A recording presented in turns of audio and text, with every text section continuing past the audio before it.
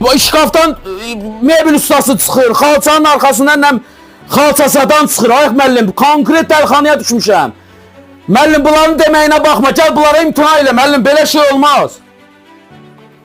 Oy, pulu da yoxdur, acından ölür müəllim. Oldu müəllim, çox sağ olun, Allah razı olsun, çox sağ olun. Xanım, müəllimin göstərişi ilə